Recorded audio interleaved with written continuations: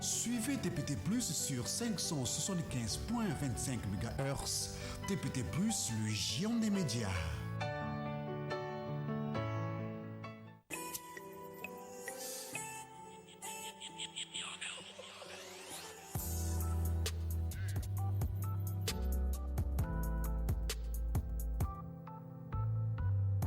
TPT Plus, le géant des médias. Tout de suite, émission.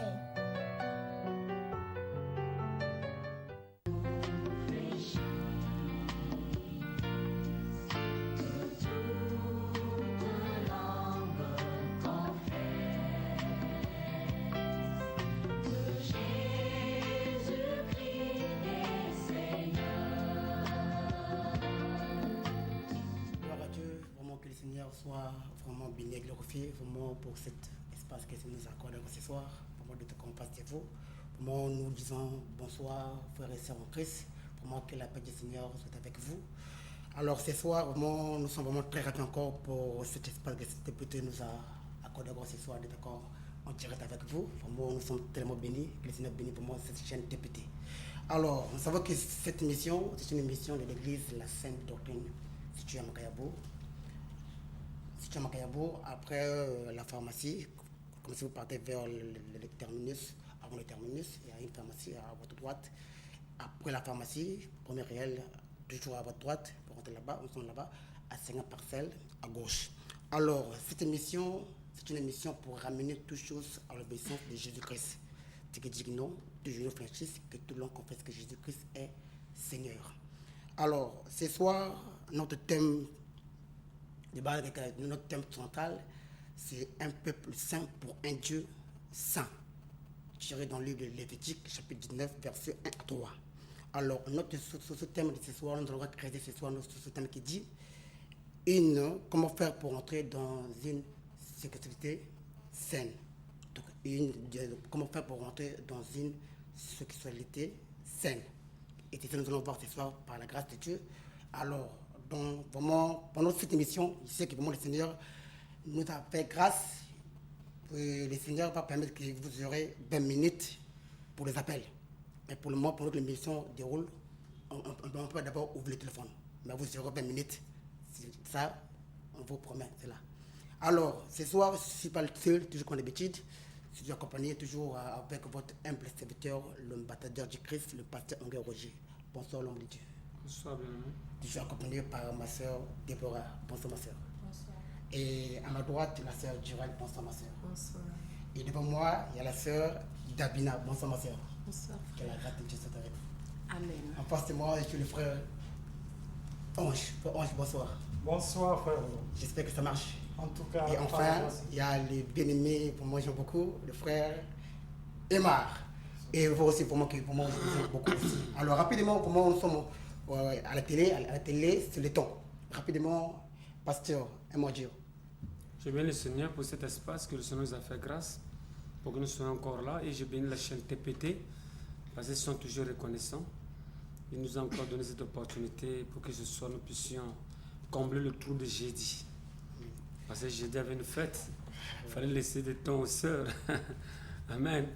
Et le Seigneur permet que nous puissions rattraper le jeudi aujourd'hui. Je me réjouis et je bénis la direction de cette chaîne, la directrice, et je dirais le DP et tout le reste qui sont toujours là debout pour que cette chaîne puisse aller de l'avant. Amen. Que le Seigneur soit béni. Alors, gloire à Dieu, vraiment, nous sommes très ravis vraiment pour vos encouragements, pour vos SMS et pour votre fidélité pour cette mission des décrets de l'Éternel. Alors, l'homme de Dieu, quel est Seigneur vous a réservé pour libérer au peuple de Dieu? Voilà, on passe déjà dans la bataille. Le Seigneur dit dans sa parole, ce qu'il révèle, c'est pour aider le peuple à connaître les pensées les plus secrètes de Dieu.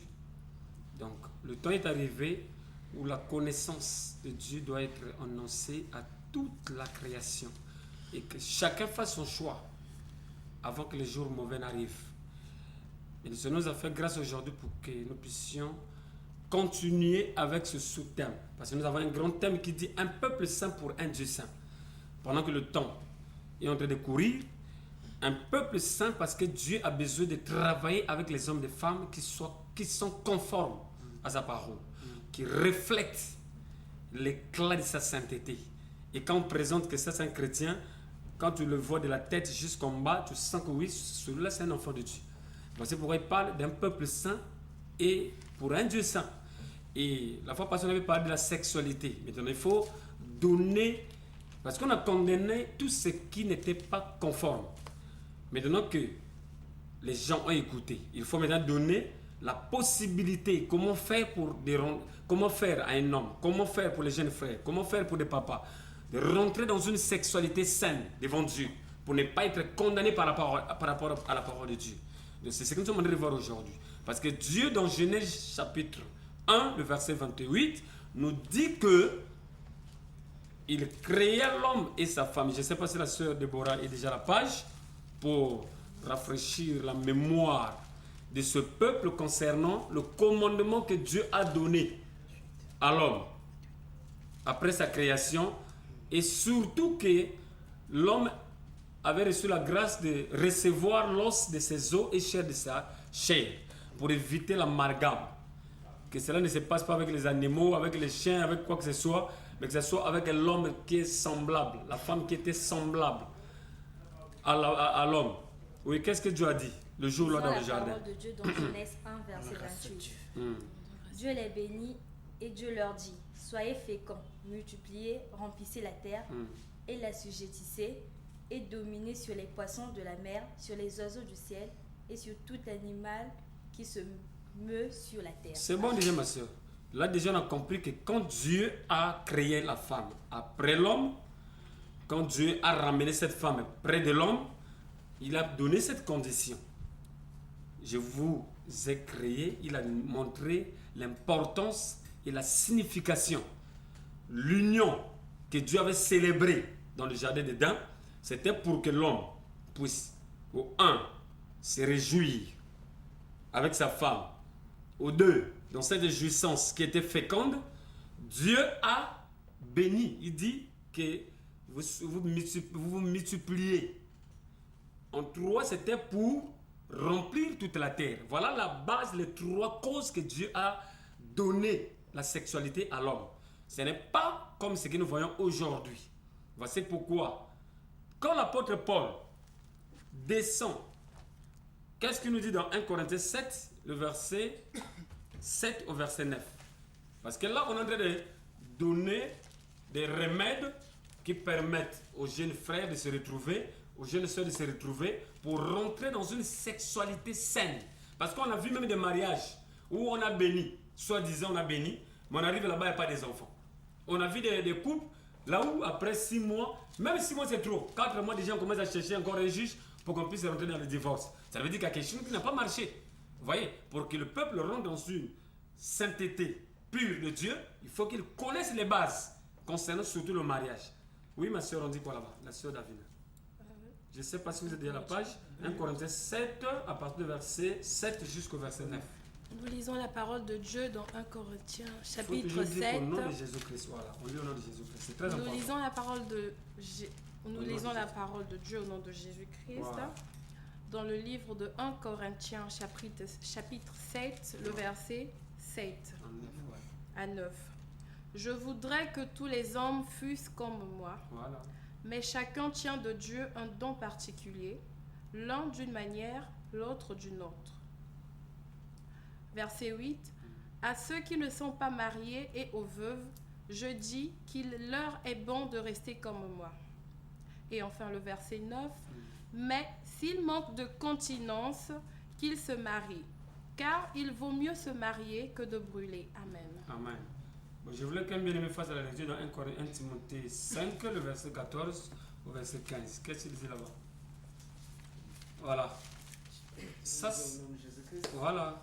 Je veux donc que les jeunes se marient, qu'elles aient des enfants, qu'elles dirigent leur maison, qu'elles ne donnent à l'adversaire aucune occasion de médire. Voilà. 15. Car déjà quelques-unes se sont détournées pour suivre Satan. Vous voyez? Donc, Dieu a raison de clarifier les choses. Parce que l'homme en face de la sexualité, l'homme est en train de causer des dégâts sur la terre, mes frères et sœurs. Il y a des dégâts qui sont en train de se passer.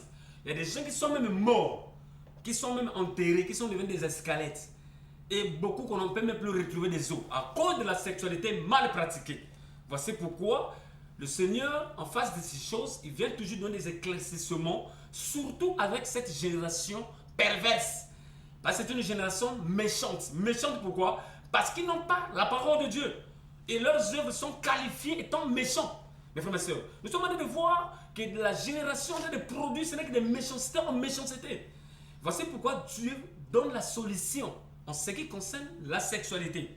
Puisqu'on se retrouve avec des parents qui, après avoir mis au monde leurs enfants, après avoir souffert pour les études même pour leurs enfants, de leurs enfants plutôt, on arrive au point où un bandit vient prendre ta fille, il grossit ta fille, il a fait chier des enfants, jusqu'à dont le papa va même dans le ventre de la terre sans bénéficier quelque chose sur ses enfants. Ça, c'est ce qu'est le pagaille.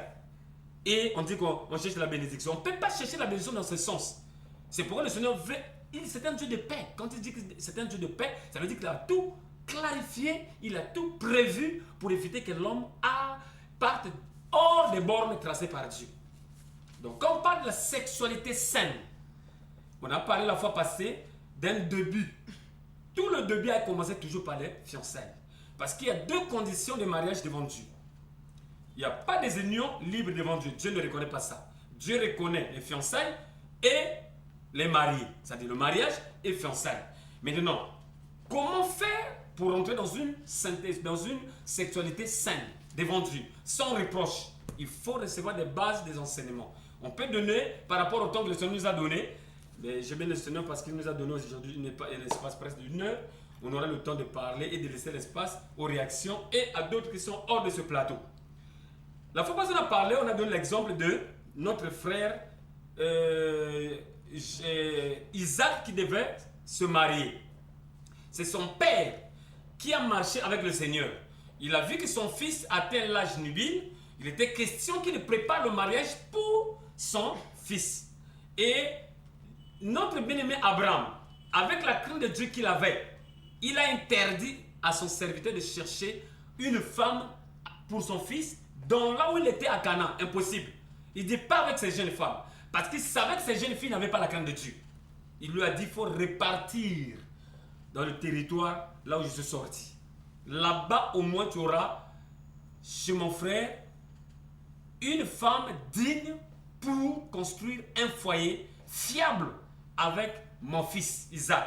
Puisqu'il avait un héritage, il avait une grâce particulière, une bénédiction, une promesse grave pour la bénédiction de toute la terre. Donc ça ne devait pas se passer avec une femme aventurière. Il fallait que ça se passe avec une femme choisie de Dieu, qui a la crainte de Dieu.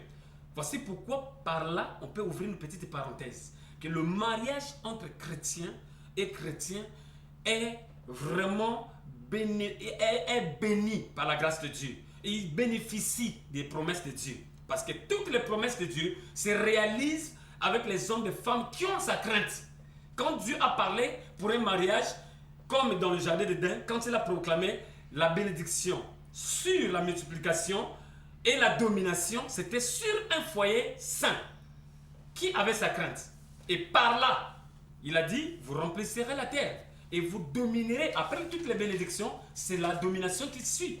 Mais aujourd'hui, on remarque que beaucoup de foyers sont soumises. Au lieu de dominer, ils sont soumises. Et la bénédiction de Dieu, c'est une carence. Et on a même des foyers qui ont été bénis, soi-disant, mais arrivé là-bas, il n'y a pas des enfants. On commence à chercher même des enfants, même chez les Bizinga. Vous voyez, ça prouve qu'il n'y a pas eu la bénédiction de Dieu. C'est la proclamation des paroles d'un homme pour les satisfaire, mais en fait, la bénédiction de Dieu n'était pas. Pourquoi? Parce qu'il n'y avait pas la crainte de Dieu dans ses commencements. Si Dieu n'est pas au commencement, Dieu ne sera jamais au milieu. Dieu ne sera pas jamais à la fin. C'est comme ça que le Seigneur est. C'est pourquoi, pour aider les hommes et les femmes, les chrétiens qui nous écoutent aujourd'hui, qui nous suivent, à rentrer dans une sexualité qui soit accompagnée par la bénédiction de Dieu, il faut qu'ils commencent avec Dieu au commencement. Pour que Dieu soit l'alpha au commencement et qu'il soit au milieu et qu'il continue à être jusqu'à la fin comme oméga. Mes frères et sœurs, c'est ça. Quand nous remarquons l'importance de la dot, parce qu'après les présentations, après le choix, comme a fait le serviteur d'Abraham, il était question qu'il rentre en complicité avec Dieu, chercher la face de Dieu pour une bonne réussite de son voyage. Quand il a prié Dieu, il a eu confiance en ce Dieu-là, et pendant qu'il marcha, quand il est arrivé au puits, parce que ça vous allez retrouver ça dans Genèse chapitre 24, vous allez voir comment le voyage d'Élisée était béni. Parce qu'au commencement, il a dit, Seigneur, c'est toi qui connais le chemin par lequel je vais emprunter. Une jeune fille que tu vas mettre devant moi, devant le puits, qui va me servir de l'eau à boire, sans que je lui demande qu'il serve à ceux qui m'ont accompagné et jusqu'au chameau. C'est celle-là qui sera la femme pour ton serviteur. Dieu qui savait quelle était la femme qui avait sa crainte, a téléguidé Rebecca. Si je me trompe pas, c'est ça. Rebecca allait à cette heure-ci là au puits parce qu'il y avait une bénédiction qui l'attendait. Et subitement, quand elle est arrivée, ce monsieur a demandé l'eau selon les indicatifs qu'il a demandé à Dieu. Dieu a fait accomplir cela. Et il s'est humilié devant Dieu pour reconnaître la manière dont le Seigneur était devant lui, pour l'accompagner. Qu'est-ce qu'Abraham a fait? Abraham a dit, la mission est délicate, mais pour toi, je sais que le Dieu que j'ai marché avec lui, ce Dieu-là va t'accompagner, va mettre devant toi un ange qui va t'accompagner, qui va te faire réussir dans ton voyage. Et c'est cette confiance que le chrétien doit avoir en lui, sur tout ce qu'on avait eu à dire le jeudi passé, mes frères et sœurs. C'est pour vous dire que le Seigneur est sérieux avec ceux qui sont sérieux. Le Seigneur est méchant avec les méchants. Le Seigneur est orgueilleux avec les orgueilleux. C'est comme ça que sa parole nous apprend. Mais là, quand il dit dans 1 Corinthiens 7, je veux que vous tous vous fissiez comme moi, mais pour éviter la brûlure qui amène à la chute, qu'il vaut mieux une personne de se marier, que chaque homme ait son mari, et sa femme, que chaque femme ait son mari. C'est là où on avait dit la fois passée que Dieu n'a pas dit que chaque femme ait ses hommes, ses maris, et que chaque mari ait ses femmes. Non. Parce que même le Seigneur Jésus-Christ, quand il était sur la terre, il a parlé de l'homme qui devait se marier avec une femme. Dieu n'a pas la confusion dans sa parole. C'est les hommes qui confondent parce que l'homme soutire quelque chose qui est pour son avantage. Il met l'incompréhension, il cherche même l'envoûtement sur les autres pour mal comprendre la parole comme lui, pour son bénéfice. Mais avec Dieu, ce n'est pas comme ça. Dieu est dans la clarté.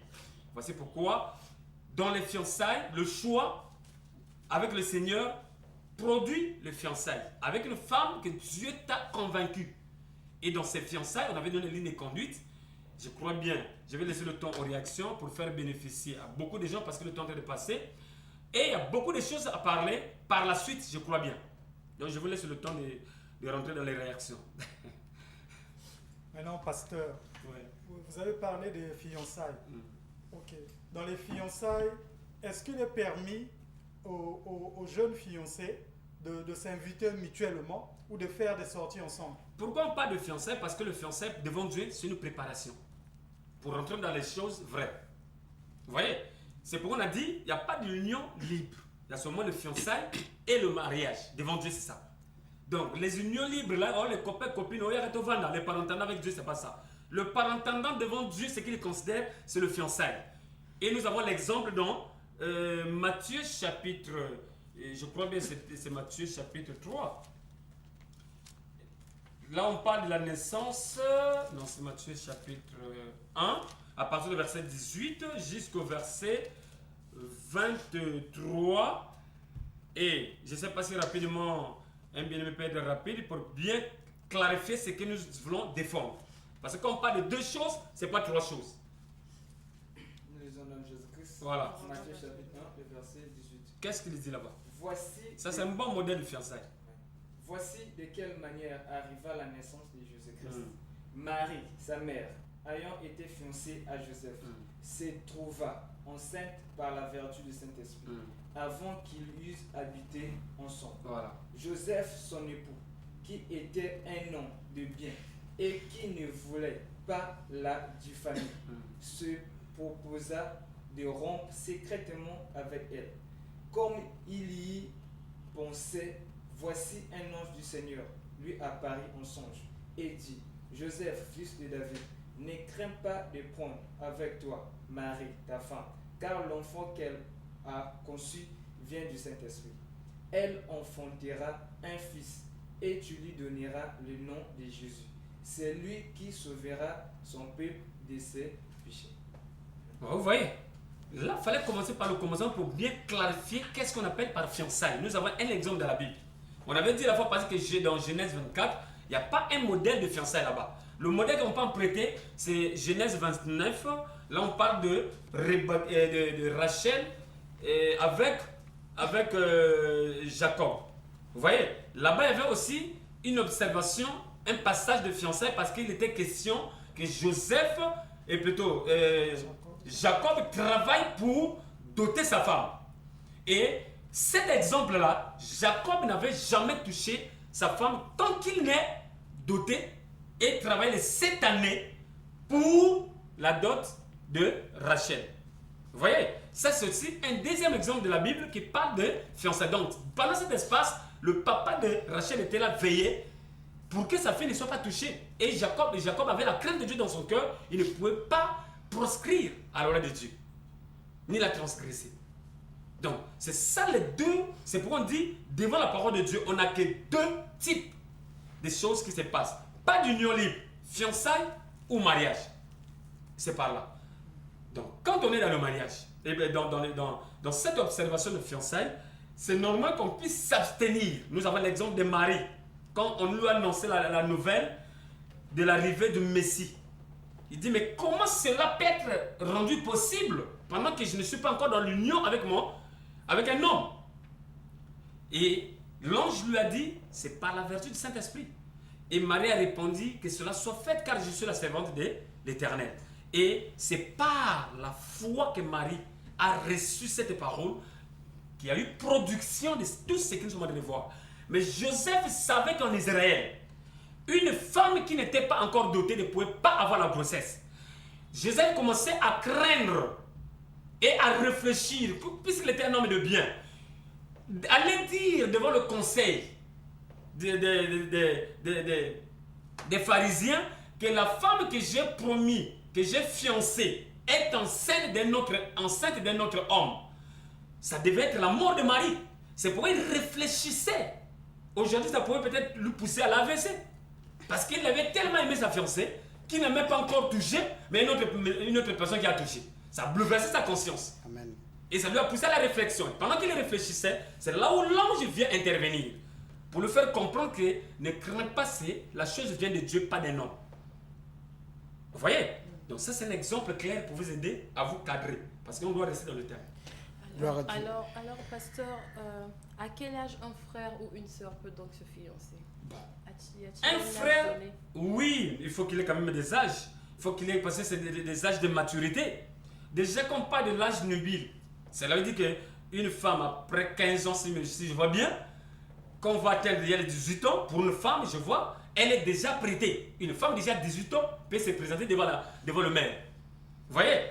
Déjà, là, elle a la possibilité. Tout ce qui est inscrit dans nos constitutions et dans le code des familles a été tiré de la Bible. Vous allez voir qu'à l'âge de 18 ans, un Congolais peut rentrer en possession d'un permis de conduire ou d'une carte d'identité, n'est-ce pas? Donc, dans le cas de mariage, selon la parole de Dieu, je crois bien que ça peut être possible parce qu'il est rentré déjà dans une âge nubile. Qu'il peut maintenant réfléchir et faire des choses. Ça, c'est pour une femme qui est en train de parler. Parce qu'un homme à 18 ans, c'est pas possible. C'est encore un bébé.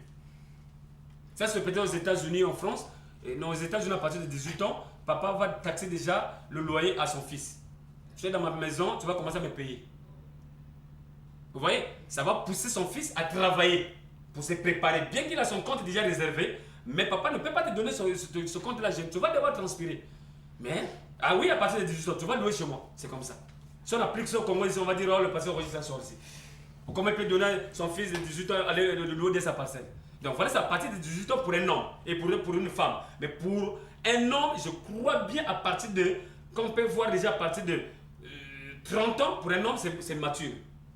Donc pas 25. Frère, ne pleurez pas. Ne pleurez pas les jeunes frères. Pas 25, pas non, 25 ans, bon, on va juger ça par rapport à la manière dont le frère est sur le terrain. Mais sinon, c'est à partir de 30 ans que l'homme peut être mature parce qu'il il connaît déjà comment louer une maison, il connaît déjà comment s'organiser, il connaît déjà comment l'autre là. Là, il devient mature, il peut supporter les caprices parce que, ma soeur, une femme, elle est déjà apprêtée. Elle est déjà éduquée par sa maman, savoir comment préparer. C'est nos soeurs aujourd'hui, quand ils sortent là, ils vont dans les trucs où ils ne savent même pas comment préparer. Sinon, déjà, la maman, tant qu'elle est avec sa fille, elle apprend déjà comment préparer, comment faire tout, comment on respecte les gens, comment on lave les assiettes, comment tout. Donc à 18 ans, j'ai dit qu'une femme, ça peut être possible. Mais un homme à 18 ans, ça ne peut pas marcher. Parce qu'un homme, c'est un responsable, c'est lui qui reçoit la charge. Remarque qu'un foyer d'un frère qui a 25 ans, avec une fille qui a 18 ans, vous ne voyez pas que c'est des teintés dans la maison. Ils vont jouer au tintinage dans la maison. Parce que le frère n'a pas la maturité de supporter le poids de la femme. C'est un poids. Il faut être responsable. Maintenant, donc ça veut dire que ce frère qui a 30 ans peut donc se fiancer ou épouser une sœur qui a 18 ans. Voilà, ça peut aller. Ça peut aller. Ok. Maintenant, est-ce que cette sœur, une sœur qui a à partir de 15 ans jusqu'à 18 ans peut avoir l'envie de se marier? Bon, mais c'est un enseignement, maman. C'est un enseignement. Elle peut être fiancée, mais elle peut être mariée parfois à 18 ans ou après 18 ans ou 19 ans. Même à 18 ans, c'est déjà bon. Parce que l'éducation avec sa maman, c'est quotidien. C'est au quotidien que la fille est préparée. La fille est préparée dans d'autres religions. C'est même déjà depuis le ventre qu'on dit que si c'est une femme, je vais l'épouser.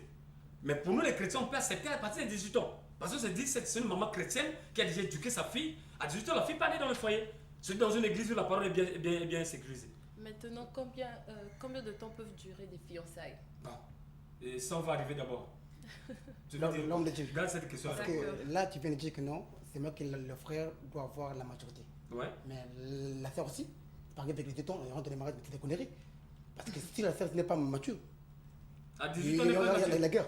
Oui, on voit ça absolument. Non, là vous supposez que si la sœur n'est pas mature, même à 25 ans, une femme, même à 25 ans, même une femme qui a le bac, même une femme qui est c'est pas une licence, tu vas continuer à enseigner les mêmes choses comme un enfant de 15 ans. Ça, je le dire, mes frères. Nous avons des sœurs qui sont même des cadres dans les sociétés, mais demandez les frères là qui sont dans les maisons de nous suivre ici, ils ont tous les mêmes problèmes. Oh, comment? Oh, mon frère, même si c'est le ministre, le mari doit avoir toujours l'autorité pour l'éduquer. L'homme de Dieu, comment? Hein? Comment? Mais la femme c'est un instrument de... Qu'est-ce qu'on dit? En biologie, on avait étudié ça. C'est-à-dire un arbre propre, on peut tailler et prendre une autre arbre, implanter là-dedans. Et on l'attache avec des fils pendant au moins quelques temps. Quand vous l'arrosez très bien, vous l'entretenez très bien, elle va produire, vous allez voir l'avocatier sur le safotier. C'est comme ça que la femme avec l'homme. Donc, celle qui donne la vraie position, c'est l'arbre principal, c'est l'arbre original. Le manguier que vous avez fait accoster sur l'avocatier vit par rapport à la sève qu'il reçoit du vrai arbre. Mais lui, il est comme une parasite. Donc, la femme, en réalité, c'est comme une parasite. La femme sans l'homme n'est rien, ce n'est qu'un bébé. La femme, c'est l'homme qui lui donne le vrai poids, même dans les églises. Quand une soeur vient à l'église, que son mari n'est pas encore arrivé, ça c'est un risque pour cette soeur. C'est quand vous verrez son mari venir dans l'église que vous allez dire que oui, là ce foyer est maintenant béni. Parce que c'est l'homme maintenant qui amène de l'ordre dans ce foyer-là. Pasteur. Ça sont les choses bien claires, même si devant une responsable, je peux lui dire ça. Parce qu'une femme, si on pose des questions même à une responsable, on va dire oui, papa s'ouvre là-bas à la maison pour parler les mêmes choses. C'est les mêmes choses, frère. C'est les mêmes choses qu'on va dire à la femme aujourd'hui, on va lui dire ça demain. C'est les mêmes choses. Donc c'est une éducation continue. Continuelle pour la femme. Mais l'homme a un niveau. Parce que c'est la pièce d'origine. C'est lui qui supporte le poids. C'est lui qui transpire. C'est lui qui amène tout. C'est pourquoi le Seigneur, sachant ces choses, dit quoi? Tes désirs à toi, femme, se porteront vers ton mari. Mais lui, il dominera sur toi. Éternellement, c'est comme ça. Ça, on ne peut pas changer ça avec la parole. Pasteur, vous dites que le mariage entre chrétiens est béni. Mais qu'est-ce qui fait qu'aujourd'hui, d'autres mariages ne marchent pas? Mais oui, c'est à cause de ça, ma soeur. Parce que le fondement, est-ce que c'est Dieu qui était là-bas? Remarquez, les gens commençaient dans la boue. Bon, remarquez, vous allez voir un foyer chrétien, bon, soit des gens qui ont été mariés, mais vous allez voir l'enfant qui va naître dans ce mariage-là, c'est un Yéza. Bon, ça, c'est quelle bénédiction qu'ils ont reçue. Ou le foyer là pour... Parce que vous savez, des pasteurs aujourd'hui, là, quand il te bénit le mariage, s'il est dans le monde occultisme, ce foyer pour avoir des enfants, c'est difficile. Quand il pose les mains pour bénir, il a transféré votre sémence dans le monde éternel. Et ces mariages pour avoir des enfants, c'est difficile, mes frères. C'est difficile. Ce sont des choses que les gens ne disent pas parce qu'ils ont peur de ces passages-là. Mais je le dis et je fixe la télé. Ce sont des choses claires. Maintenant, pasteur, un homme qui a pris une sœur sans la doter, peux-tu l'appeler par ma femme? Non, ça c'est une honte. Mais, Malgré le nom des enfants. Mais vu qu'ils ont déjà chié les enfants. Non, mais ce n'est pas ces enfants qui prouvent que c'est ta femme. Ta femme, même si tu l'avais dotée, c'est son père. Parce que pendant que tu es avec cette femme-là dans ta maison, son père est très alarmé. Son père est dans les pleurs avec sa mère. Parce qu'ils n'ont jamais goûté de leur fils, de leur fille. C'est un aventurier qui est venu braquer leur fille, qui est venu braquer leur fille. Ça se fait mari. Quand tu vas dire quoi, non, le mari d'un tel, le papa va dire quoi? Si c'est un papa, il va dire quel mari? Quel mari? Le voyou là? Hein?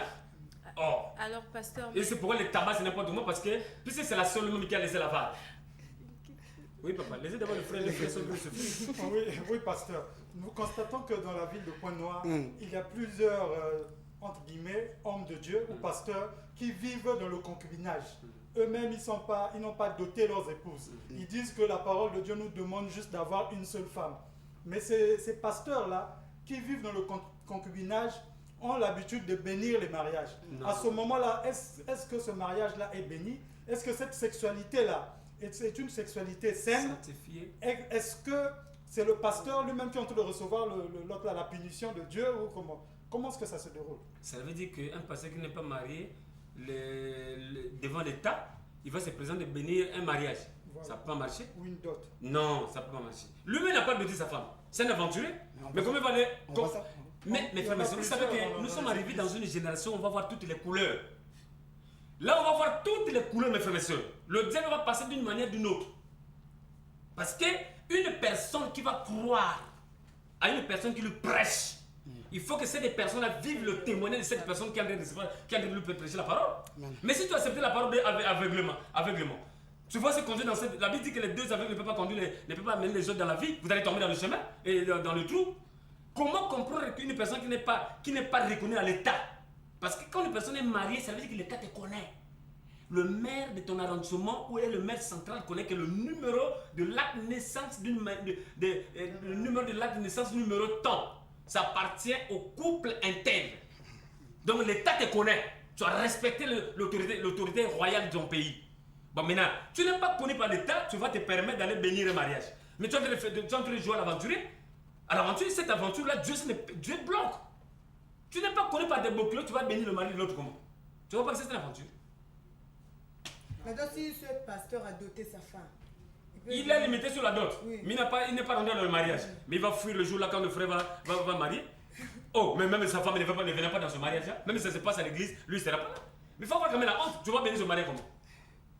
Mais pasteur, est-ce que c'est possible? Un fois, donc on aime un couple fiancé. Après avoir fiancé, au lieu de qu'on a d'autres, on va commencer un mariage dans la mairie. Frère, ça c'est l'aventure, frère, ça c'est l'aventure. Maman. Quoi? Ça veut dire que tu n'as pas doté ta femme chez les parents? Oui. Mais là tu vas droit à la mairie, devant le maire pour aller mentir l'autorité de l'État. Mais on va t'enfermer. On va t'enfermer, frère, mais toi tu n'as pas doté ta femme, tu n'as pas fini avec la dot. Normalement, cette parenthèse, il faut qu'on ouvre encore. Il y a d'autres frères aussi qui n'ont pas correctement fini leur dot avec les beaux-parents, mais qui vont devant le maire pour aller célébrer le mariage. Ce sont des menteurs. Et après, pour finir ces dots-là, c'est des problèmes. Mais ils le font pour... Ça devient comme un luxe. Oui, mais... Porter l'alliance et tout. Oui, mais... C'est une saleté parce que tu as menti. Tu as menti l'État que tu avais fini ta dot chez le beau-parent. Le beau-parent, là, même les beaux-parents qui partent là-bas, ils tombent tous dans le même péché. Parce que la Bible déclare que le mariage soit honoré de tous. Ça veut dire qu'il faut que toi qui se maries, il faut que tu respectes toutes les couches par lesquelles les consignes sont données. Il faut que tu remettes au père de ta femme, ça dit ce que tu lui dois. Les gens ne doivent pas appeler parce que nous sommes encore... on n'a pas encore libéré le téléphone. Quand on va libérer le téléphone, on va dire que non, le téléphone est maintenant vert, on a encore le temps. Donc respirez mes frères et sœurs. Alors pasteur, vous avez dit que des frères et des sœurs qui se marient, leur foyer doit être approuvé de Dieu. Oui. Donc le foyer doit être béni. Dieu doit être au commencement. Voilà, même nous remarquons que même quand ces foyers sont bénis, ils ont des difficultés pour avoir des enfants. Alors, que doit faire ce frère-là en ce moment? Est-ce qu'il peut aller prendre une autre femme? Pour combler le trou? Voilà. Non. Pour mettre... C'est pourquoi on a dit dans les fiançailles, c'est un temps d'observation. C'est un temps de préparation. C'est un temps où on se prépare, on laisse Dieu le temps de travailler, de façonner. C'est un temps de prière. Le temps de fiançailles, c'est un temps où les jeunes et de prière. La personne doit s'investir dans les jeûnes et de prière pour que Dieu lui-même soit au centre de la chose. Avant l'union charnelle. Et dès lors que tu es convaincu que c'est Dieu, et le pasteur aussi, et l'église, ils ont le témoignage que oui, c'est Dieu, parce que le pasteur, quand tu lui as confié le dossier, dans les fiançailles, si Dieu dit que ce n'est pas la fille que j'avais choisie pour ce frère, le pasteur doit avoir le courage de dire. Maintenant, est-ce que... Et non, par rapport à la question de la sœur. Maintenant, dès que les fiançailles ont reçu et que Dieu a prouvé, il n'y a pas raison que ce foyer-là puisse manquer des enfants. Il n'y a pas raison, mes frères et sœurs, qu'on puisse être privé de la grâce de Dieu. Mais souvent, on nous dit que Dieu vous éprouve. Dieu ne peut pas éprouver une personne qui a déjà éprouvé maman. Ça, c'est les choses, ça, c'est le langage des gens qui veulent venir colmater pour bouffer l'argent des autres. Le temps que tu as dit, oui, c'est Dieu qui est en train de nous faire passer des épreuves. Les épreuves, vous avez passé dans les fiançailles, là où ça brûlait, là, que chacun était stoppé, là. C'est ça, des épreuves. Dès que vous êtes unis, dès qu'on a béni, Dieu vient pour bénir. Après 1 mois, 2 mois, il faut que la sœur Kangama. Après 1 mois, 2 mois. Il faut que la sœur soit enceinte. Mais là, quand on commence à aller 6 mois, 7 mois, 1 année, 2 ans, 3 ans, nous sommes dans le chef d'Abraham et Sarah. Ça, c'est le mensonge. Alors, une femme commet-elle un péché si elle refuse son corps à son mari? Bon, le corps, là, on a un peu en besoin. Il fallait qu'on ait un peu. Bon, et on ne peut pas laisser, mais on est obligé de répondre. Une femme qui est mariée, un frère qui a été chauffé par les désirs, qui les a maîtrisés, jusqu'à attendre la dot, il a doté, il t'a pris, t'a mis dans la maison. Après, il demande le corps, tu te refuses. Mais c'est une guerre que tu es en train de provoquer. Mais... Ça, si ça arrive devant le passé, moi je vais te parler sévèrement. Et si tu ne laisses pas, si tu ne rentres pas en conformité avec ton mari, même à l'église, je vais te faire lever. Maintenant, est-ce que cela peut être une cause de divorce? Oui, maman. On a dit que la seule cause, c'est l'infidélité. Mais les gens oublient, quand on parle de ces choses, la Bible parle bien de l'insoumission. Il faut que les gens comprennent bien la parole de Dieu. L'insoumission, c'est le signe principal qui montre que ta femme est devenue infidèle.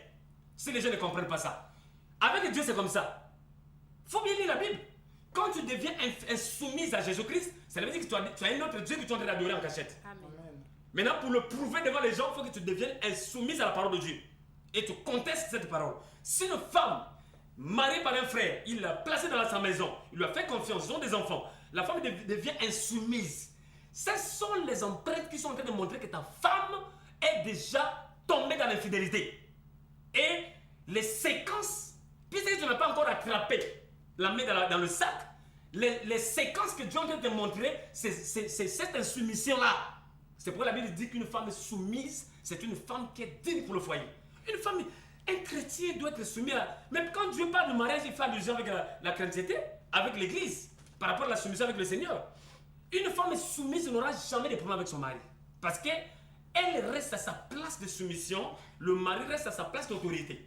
Et ils jouent ensemble. Mais quand celui qui est en bas cherche à monter maintenant en haut de l'homme, et que l'homme devienne sa femme, ça ne peut pas marcher, ça inverse toute chose. Mais on peut évoquer la raison de fatigue. Qu'elle est fatiguée. Voilà. Non, mais c'est avec tendresse. Non, il y a quand même aussi d'autres fois exercices. Il y a d'autres fois qui attirent trop. Oui, il y a des frères qui sont comme qui sont là comme un bébé devant les mamans de sa maman tous les jours, avec cette pression. Mais la femme aussi doit être fatiguée. La soeur réfléchit. Hein? Oui, mais si la soeur sent que vraiment, hier on était ensemble, aujourd'hui papa encore, papa ça ne tient pas. Il sait quel mot placer sur sa bouche pour ramener le cœur de frère à se refroidir. C'est comme ça. Maintenant, pasteur, si son mari... Mais quand tu dis, Big Moon, Moon est fatigué, Big Moon. Ça devient comme 2 lions dans la maison, ça ne peut pas tenir. Il faut qu'il ait une soumission, il faut qu'il ait une douceur, parce que l'autre est déjà chaud. Il n'attend que toi. Mais si tu n'as pas des paroles de tendresse pour l'amortir, chérie, regarde ça pour demain, chérie. Tu sais comment parler. Là, le frère aussi va comprendre. Mais pas dans la... Oui, maman, tu disais quoi? Si le mari fut éprouvé par la boisson à tel point que sa femme ne le supporte plus, est-ce que la femme peut refuser? Pour refuser le mariage ou refuser son corps? Non, mais c'est ça. Ça dit tout ça avec la prière aussi, maman. Vous savez, une personne qui est déjà sous, vous ne vous comprendrez pas. Vous ne pouvez pas vous entendre. Lui, il a une pression tendant à voir quelque chose. Toi, tu es honnête. Ça te mener de prier, de savoir comment le bercer. Comment le bercer, et les femmes ont des techniques qu'ils peuvent faire pour aider le frère à dormir tranquillement. Hein? Au lieu qu'on parle de ça à la télé. Oh, donc on doit enseigner tout ça à la télé. Mais qu'est-ce qu'on va enseigner maintenant à l'église avec les sœurs en face? Il y a des choses qu'on peut libérer ici, il y a des choses qu'on peut garder quand même. Oui. Parce que concernant toujours l'infidélité, il peut arriver soit la sœur n'a une zo, un gars n'a une tungo sur sa canne. Mais un qui fait par exemple n'a des bureau. Mais il y a un tungo là, parfois avec un lien, parfois parental. Parce que nous sommes telle mère, telle fille. Parfois il y a un tungo sur sa canne. Mais parfois le bacala est dans le service c'est un seul. Non. Est-ce que vous allez dire non, on peut pas chasser la femme comme ça. Quand on parle de l'infidélité qui enfante les soumissions, il y a l'infidélité, frère. Tu sens que l'infidélité, cette femme-là n'est plus pour toi. Tu vas la sentir sous le lit, la sœur là, même pour te donner son corps, c'est un problème. Il va te lancer des paroles qui vont te décourager. Comme ça. Tu sens que celle n'est plus pour toi. C'est qu'il a déjà un autre monsieur qui est en train de bien le traiter dehors. Vous voyez? Maintenant, quand tu arrives même avec toi, il ne te sent pas. Tout ça, c'est parfois causé par nos frères. C'est pourquoi dans la préparation, tu dois commencer ta vie. Le jour où vous êtes rentré dans le foyer avec ta femme, dans les préparations des fiançailles, on ne peut pas avoir la pression du sexe. Sinon, tu vas gaspiller ton mariage. On ne peut pas, dès lors que vous êtes rentré dans le mariage, tout nu, vous commencez déjà à prendre des turbos et plutôt des trucs en cachette pour avoir la force pour montrer à la sœur que non, non. C'est pourquoi on a préféré que ces choses se passent avec les vierges. C'est-à-dire, vierge, c'est qui?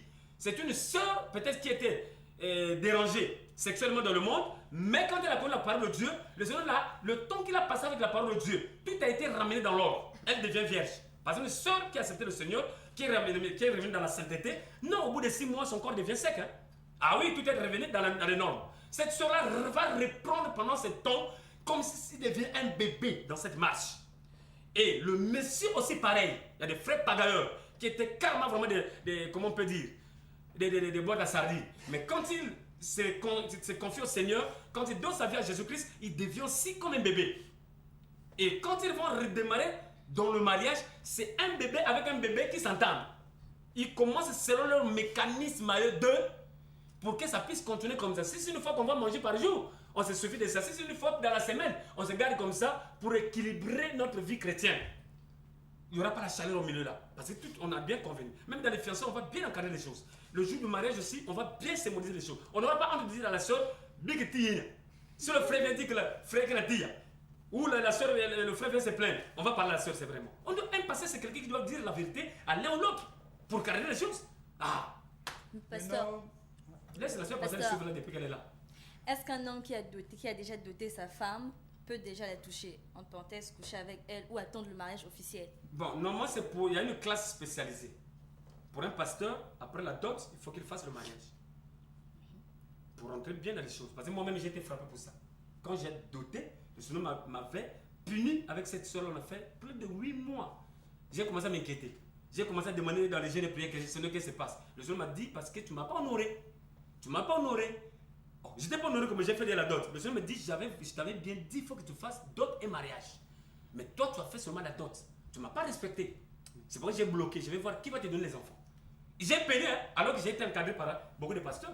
Oh, après la dot, tu peux quand même. J'avais suivi le moment de ces pasteurs-là. Et j'étais obligé de m'agenouiller depuis ce jour, de dire, Seigneur, pardonne-moi, devant l'église. Et depuis ce jour-là, j'ai donné la date du mariage 3 mois après. J'ai fait mon mariage après le mariage. Le Seigneur m'a montré qu'il était Dieu, même la voiture du mariage. Le Seigneur m'a montré en songe, va chez monsieur tel, va te donner la voiture. Le monsieur là, je ne le connaissais pas. Je ne connaissais pas que la femme de ce frère-là était stérile. Ils ont fait 12 mois, et 12 ans plutôt, sans marié officiellement. Il était riche, le frère là. Monsieur Serge, le salon passant. Et le monsieur là, la voiture que le Seigneur m'avait montré en songe, c'était la voiture de sa femme. Le jour que je l'ai trouvé, il avait trouvé ça étrange. Le monsieur ne me connaît pas que j'avais une voiture, c'est ma femme qui a ça, mais comme il peut. Mais il a cédé. Je lui ai demandé mais à combien, il me dit non, ça c'est mon cadeau. Donc, ce que tu m'avais dit en songe, c'est ce qui s'est accompli. Et après mon mariage, le couple là où nous parlons, ils ont maintenant 3 ou 4 enfants. Le jour là, on s'est vu avec vous, non? Je lui ai présenté non? Vers le gars qui répare le piano là. Le gars que je voilà le monsieur. Il m'a dit, après ton mariage, j'ai maintenant 3 enfants. Tu vois, ça m'a réjoui. J'ai compris que la chose venait de Dieu. Et après après la dot, plutôt après le mariage, 2 mois après, la soeur a conçu. Le premier, c'est le frère presque qui joue le piano. C'est combien que Dieu a fait des choses. Donc pour les pasteurs, après la dot, il faut qu'il passe au mariage. Mais pour un simple chrétien. Oui, bon, un frère qui sait respecter son Dieu, s'il a les possibilités que Dieu lui a données, il faut que l'autre là, c'est pourquoi j'ai dit, dans ces choses, il faut que l'église accompagne.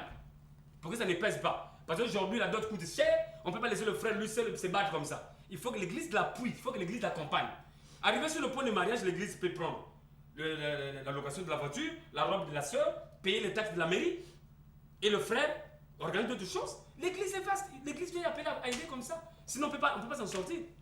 L'homme de Dieu, es-tu vraiment je crois bien que le téléphone peut être déjà ouvert parce qu'on est déjà presque à l'autre. Est-ce que tu es obligatoire pour un pasteur d'épouser une jeune fille vierge ou bien non vierge? Bon, normalement, selon la parole de Dieu, pour un serviteur de Dieu, comme vous êtes là, le Seigneur te consacre avant que tu ne sois marié. Le jour que tu vas te marier, mon frère, il faut savoir que tu vas marier une fille vierge. Ça, non, la Bible c'est comme ça. Actuellement. Une seule vierge. J'ai tout expliqué déjà ici. C'est bien compris. Allô? Oui, je peux donner ma question? Oui. Allô? Allô? Oui, bonsoir. Oui. Pasteur, je t'ai bien écouté. Lorsque le mariage, c'est un acte. C'est un acte. Bon, je n'ai jamais la mort, la naissance aussi, c'est un acte. Mais comment le mariage arrive à 3 actes alors que on reconnaît seulement un acte dans chaque cas? Bien, quand j'étudie la Bible, de Genèse jusqu'à l'Apocalypse, j'ai seulement vu la dot, ou dans Exode 22, verset 16, où la Bible parle de la dot et qu'il faut livrer à son père. Ouais. Maintenant, je vois sur la bénédiction nuptiale, il n'y a même pas un verset biblique qui appuie la bénédiction nuptiale des pasteurs. Je ne vois même pas un verset biblique qui appuie sur les autorités. Alors qu'à l'époque de Jésus, il y avait des autorités. Jésus n'en a pas célébré. Bon, mais pourquoi actuellement nous voyons ce désordre-là? Gloire à Dieu. Bon, on peut répondre au frère, mais le frère ne s'est pas présenté. C'est le Amen. frère qui? Que Dieu vous bénisse. C'est le frère qui? C'est le frère Didier, un chercheur de l'école Béré. Chercheur biblique. Gloire à Dieu. Que le Seigneur vous bénisse. Le bien-aimé est en train de parler de 3 actes. 3 actes de naissance. Il y a l'acte de naissance, l'acte de mariage, je ne sais pas, des dots, et l'acte de mariage officiel, alors que dans le temps, ce n'était pas ça. Mais dans le temps, c'était la dot et on ne parlait pas de mariage officiel. Mais là, dans Hébreu, on nous parle, Hébreu 13, 4 dit que le mariage soit honoré de tous. Ça veut dire quoi? Après que le frère ait doté sa femme devant les parents de sa femme, le frère est aussi appelé à respecter les autorités. Parce que la Bible reconnaît les autorités. Le Seigneur dit que respecter tout ce qu'il a élevé en dignité dans notre pays. Ça veut dire que le pays là où nous sommes est régi des lois. Et dans les lois de la législation congolaise, on nous parle du mariage. Il faut que l'État reconnaisse ton mariage. C'est ce qui donne le 3e acte de naissance que le frère est en train de parler. C'est très important, il faut qu'on le fasse. Sinon, on ne sera pas conforme à la loi de notre pays. Parce que nous sommes sous ces autorités-là. Même si on les aime ou pas, nous sommes appelés à les obéir.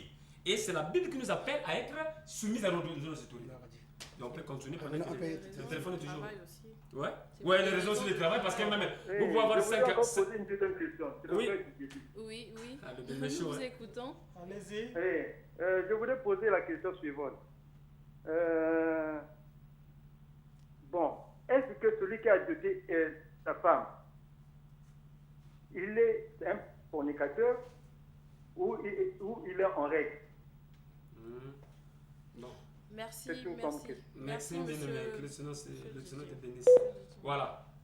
Celui qui a doté sa femme, il est dans la législation, c'est-à-dire il est dans la légitimité. Il peut toucher sa femme parce qu'il a doté sa femme. Parce que tu ne peux pas aller au mariage si tu n'es pas passé par la dot.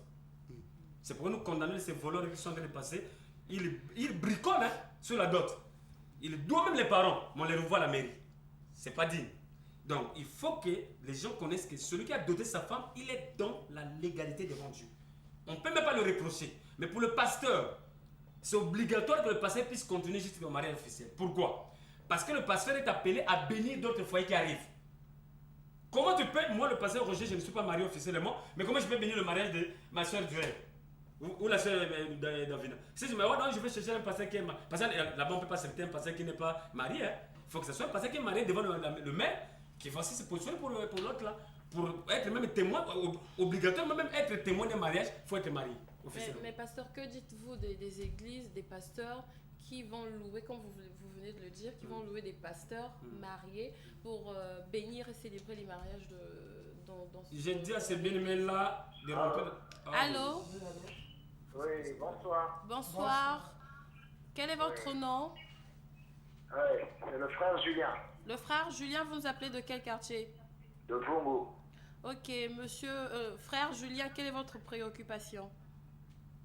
Oui, c'est juste intervenir sur le point là où le pasteur Roger a essayé un peu de déballer sur le mariage.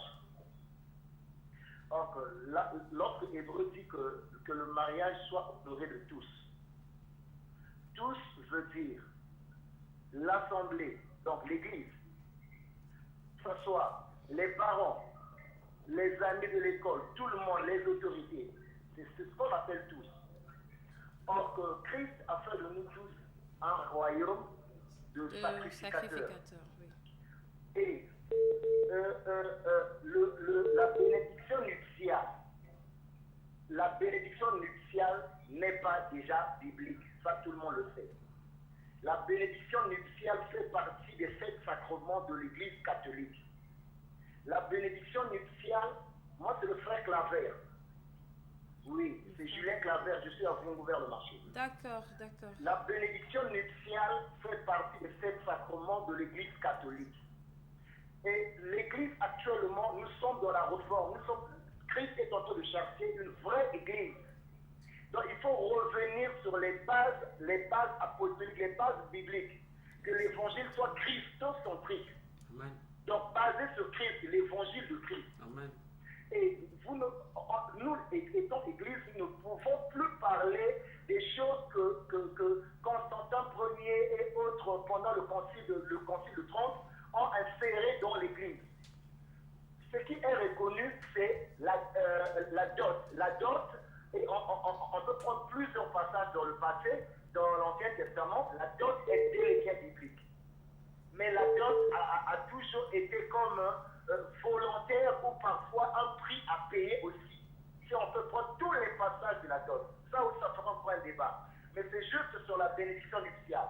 Pasteur, je vous suis très souvent, c'est vraiment bien, j'aime ça. Mais le problème est que la bénédiction nuptiale n'est pas biblique. Il faut revenir sur les bases bibliques. C'est bon, mon frère. C'est bon, mon frère. Mais nous, on n'a pas parlé de la bénédiction nuptiale ici. Si vous avez bien suivi, on n'a même pas parlé de ça.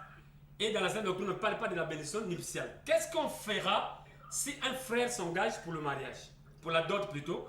C'est pendant que les parents ont reçu là. Pendant que les parents ont reçu leur part, nous, on est là témoins. Le pasteur se lève avec son équipe pour bénir devant les parents ce foyer-là. On bénit le foyer depuis là-bas. Et quand on sort, si le frère a moyen d'aller à la mairie, on l'accompagne à la mairie devant l'autorité. Et quand on revient à l'église, c'est pour peut-être ce qu'on a réservé, célébrer le culte, pour remettre peut-être au frère ce qu'il a réservé. On n'a pas de bénédiction encore à prononcer là-bas comme ce que font les gens des loges qui viennent encore pour imposer quelque chose et c'est là où ils injectent des choses des ténèbres. Et quand tu vas aller dans le foyer là-bas, rien ne va marcher. Ça, mon frère, on va parler de bénédiction nuptiale ça après, mais on n'est pas vraiment, on ne croit pas à ces choses-là. Parce qu'on croit ce que la Bible nous dit.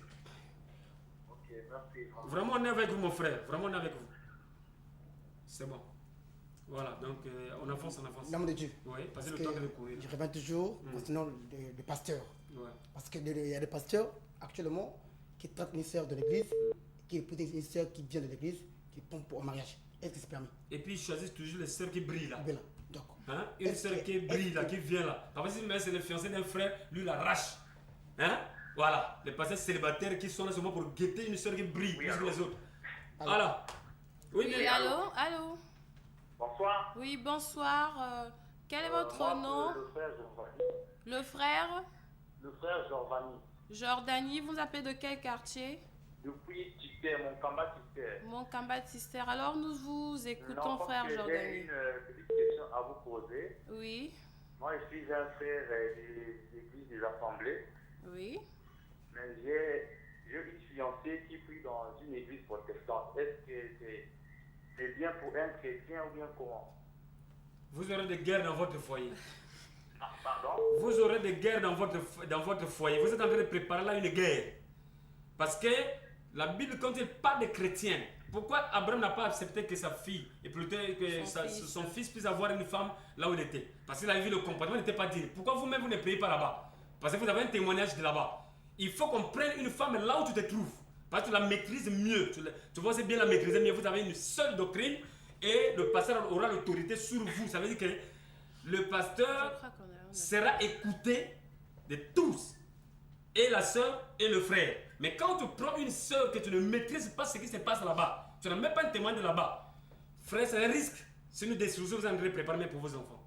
Maintenant, excusez-moi, pasteur, parce qu'à l'église, ça fait au moins, il y a eu au moins 3 sœurs que j'ai essayé de proposer, que j'avais essayé de proposer, et les sœurs refusaient. Ouais, mais là j'ai la preuve. Le comportement de la sœur, ça marchait, des sœurs, ça marchait pas. Je me suis dit, je préfère aller ailleurs. Et celle que j'ai trouvée hors de mon église, c'est une sœur très soumise, elle est aussi très Ah, frère, ça c'est la flatterie. Frère, ça c'est la flatterie, mon frère.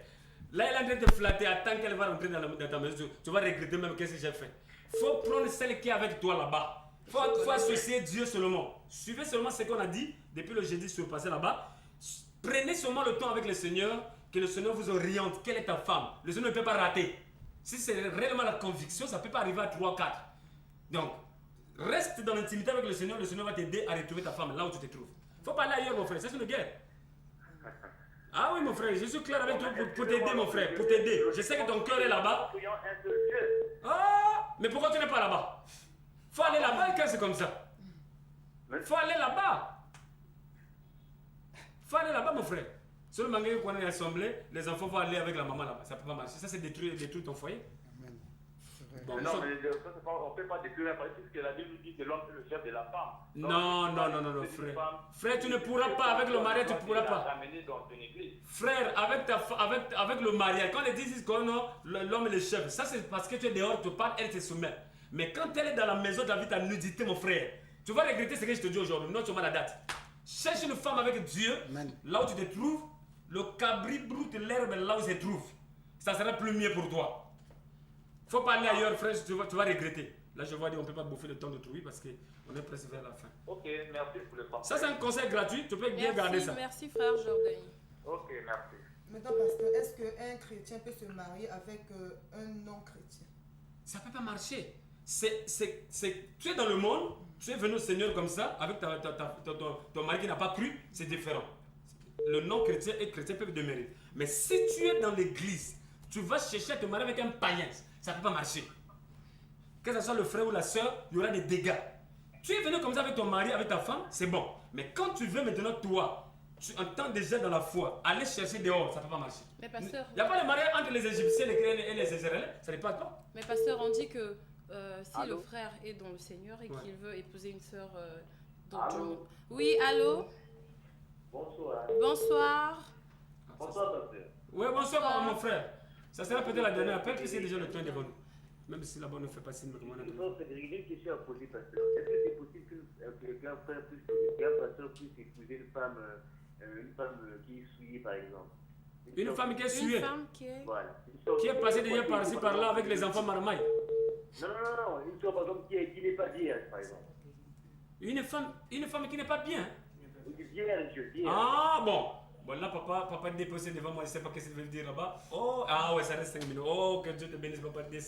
Depuis la directrice, tout le monde là-bas soit béni. Voilà. Le pasteur ne peut pas se marier avec une femme. Le frère est en train de parler. Une soeur qui est déjà souillée. Ah, qui n'est pas vierge. Voilà. Non, mais la virginité, frère. La virginité a deux volets. Il y a une virginité d'une personne qui est venue au Seigneur, un frère comme une soeur, qui était bousillé dehors. Mais quand il est rentré dans la foi chrétienne, il a réflexionné sa vie avec la parole de Dieu. Là, il n'est plus, comme tu le connais, souillé. Il ou elle est maintenant restauré par la parole. Il marche dans la sainteté. Dieu ramène toutes choses dans la pureté.